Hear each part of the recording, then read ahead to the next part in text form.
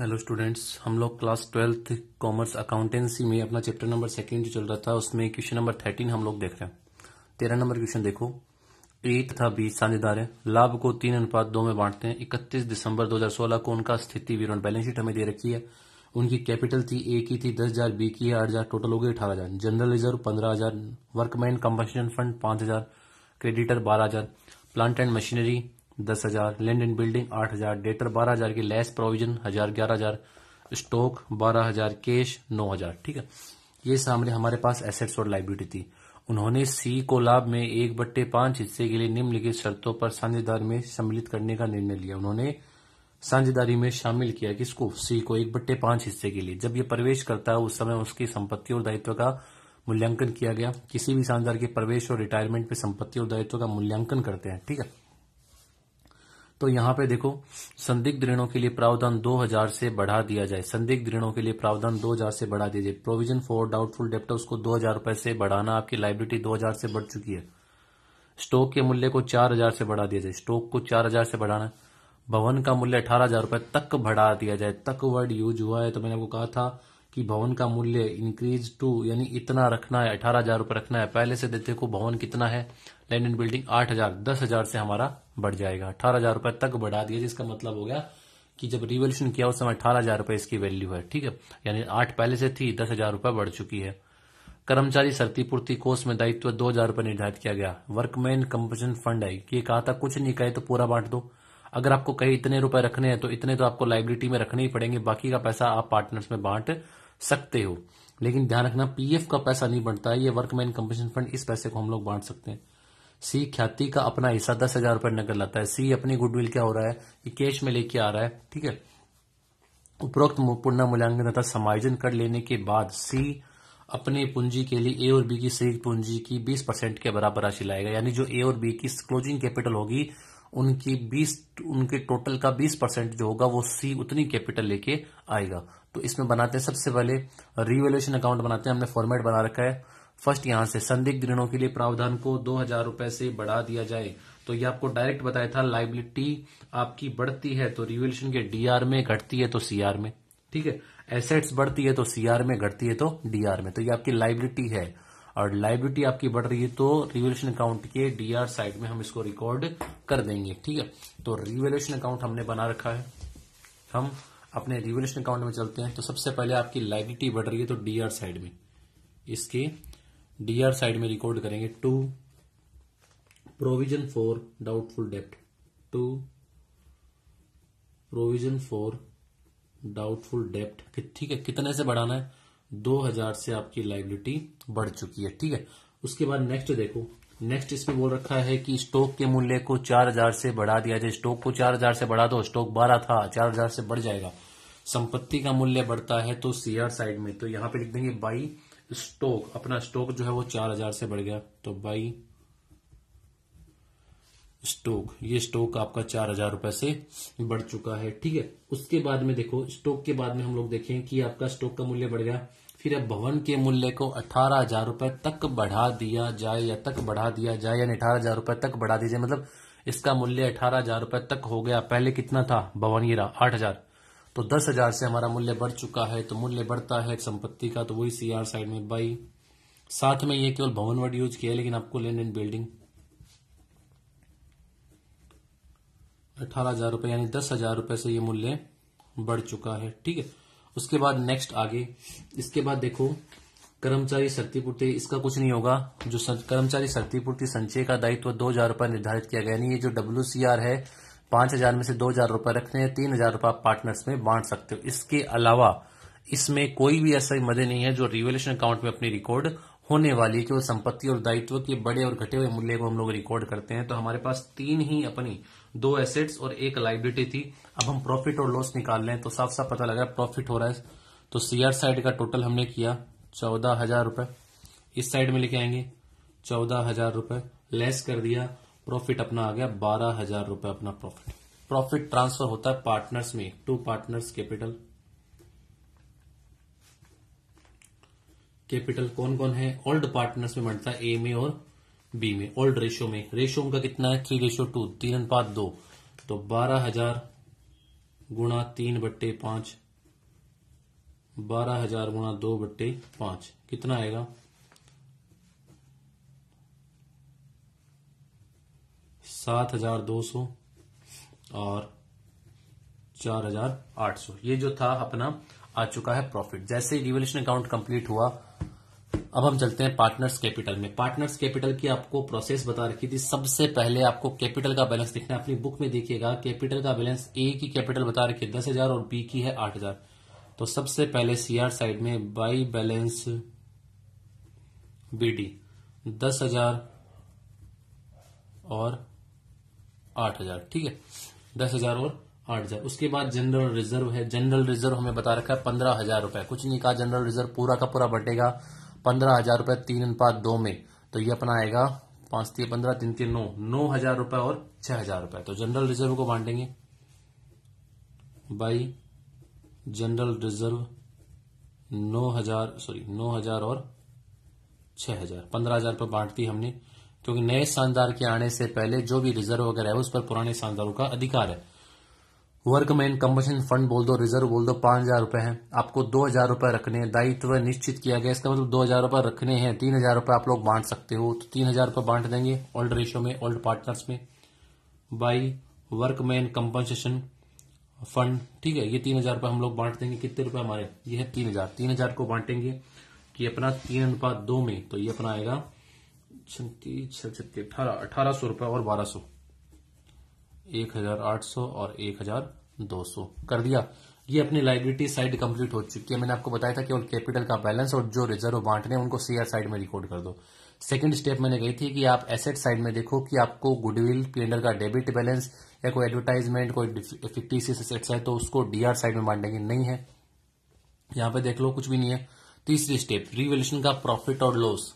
Profit हुआ तो CR में, लॉस होता तो डीआर में। बाई रिवैल्यूएशन का प्रॉफिट है, ठीक है, एक का 7,200 और इसका 4,800 लिख दिया। उसके बाद नए पार्टनर की कैपिटल।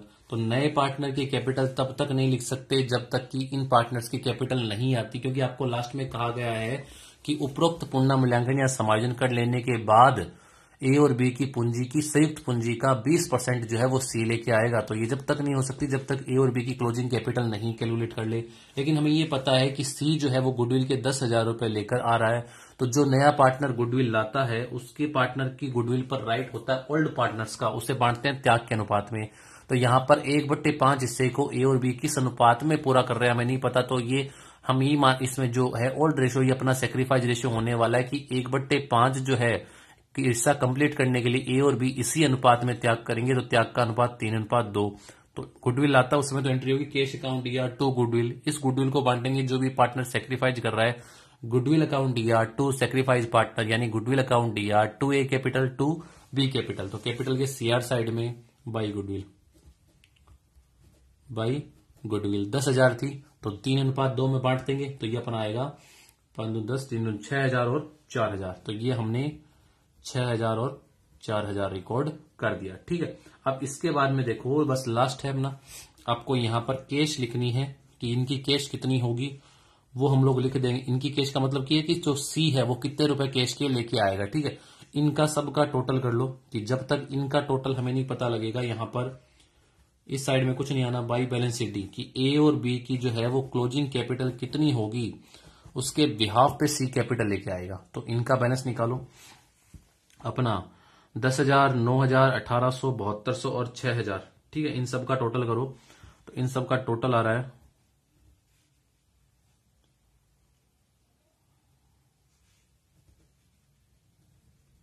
34,000 रुपए, ठीक है।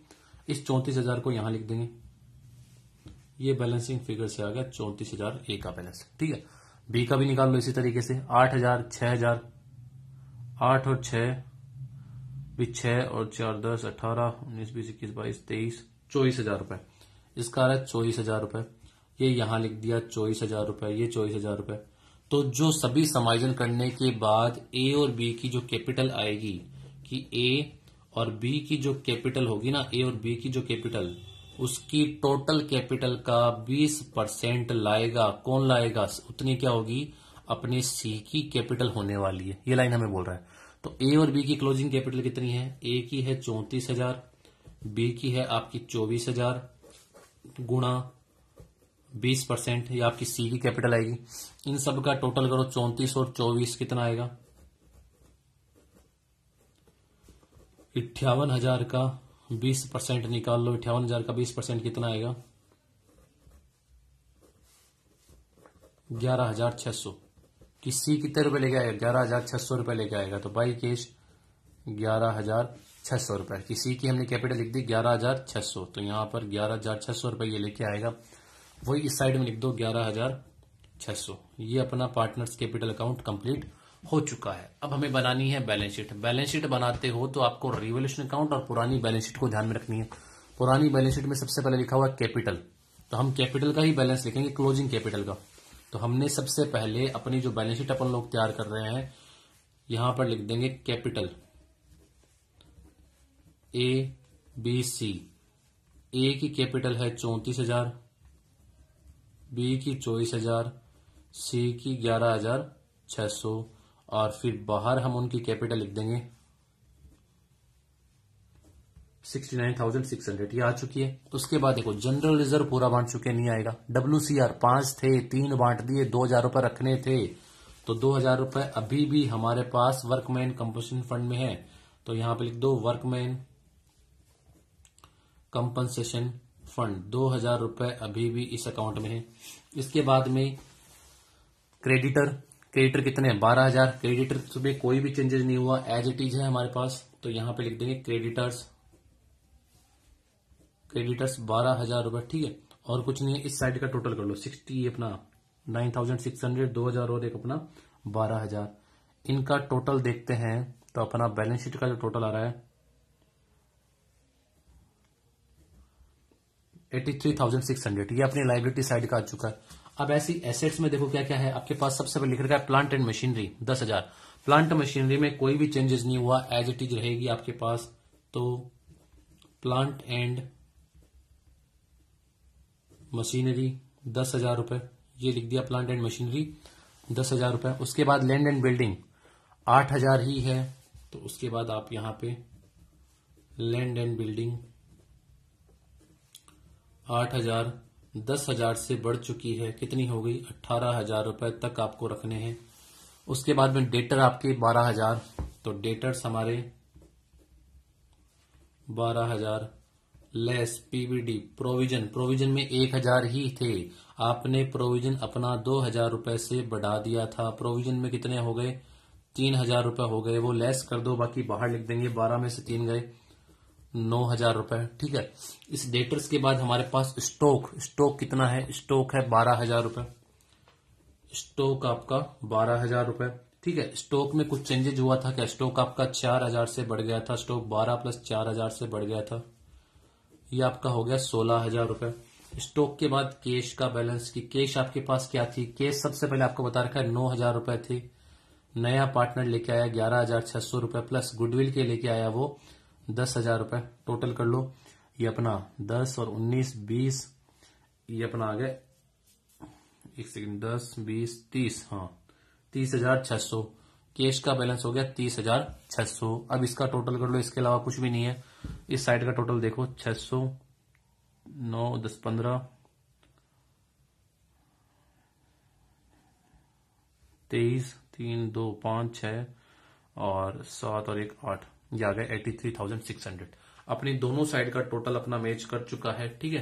तो ये क्वेश्चन नंबर जो अपना था 13 नंबर जो क्वेश्चन था वो हमने कंप्लीट कर लिया है। रिवोल्यूशन अकाउंट बनाया, संपत्ति बढ़ती है तो सीआर में, घटती है तो डीआर में। लाइबिलिटी बढ़ती है तो डीआर में, कम हो रही है तो सीआर साइड में। बस ये थोड़ी चीजें ध्यान रखना। प्रॉफिट आता है तो बांट दो पार्टनर्स कैपिटल में, लॉस आता है तो भी पार्टनर्स में ओल्ड में बटेगा, ओल्ड रेशियो में। ये बनाते समय मैंने आपको फिक्स स्टेप बता रखी है, क्या क्या आपको स्टेप करनी है, उनको फॉलो करना है, ठीक है। और 3rd नंबर पे आपको बैलेंस शीट बनाते समय ओल्ड बैलेंस शीट और अपने रिवोल्यूशन अकाउंट को ध्यान में रखना है, उसी तरीके से हम उनको रिकॉर्ड कर देंगे। और रिजर्व को विशेषकर आपको ध्यान में रखना है। और एक कैश का बैलेंस आपको निकालना आना चाहिए। कैश कितना था, नया पार्टनर कितना लेके आ रहा है, गुडविल के कितने लेके आ रहा है, और इसके अलावा अगर समायोजन होता कुछ कैपिटल का और कैश में कुछ एडजस्टमेंट होता तो वो भी हमें यहां पर बैलेंस में एडजस्ट करना पड़ता। तो ये अपना जो है क्वेश्चन नंबर 13 कंप्लीट हो चुका है। नेक्स्ट क्वेश्चन जो है वो अपना क्वेश्चन नंबर 14 है। ये 14 नंबर क्वेश्चन मैं आपको थोड़ा सा बता दूं, ये करवाना पड़ेगा। क्वेश्चन नंबर 14 जो है मैं करवाऊंगा आपको नेक्स्ट क्लास में, ठीक है। आप ट्राई करना, अगर ये हो तो बढ़िया बात है, वरना क्वेश्चन नंबर 14 हम लोग करने वाले हैं और फिर एक लास्ट थोड़ा सा कंसेप्ट है और फिर ये अपना चैप्टर कंप्लीट हो जाएगा। Thank you.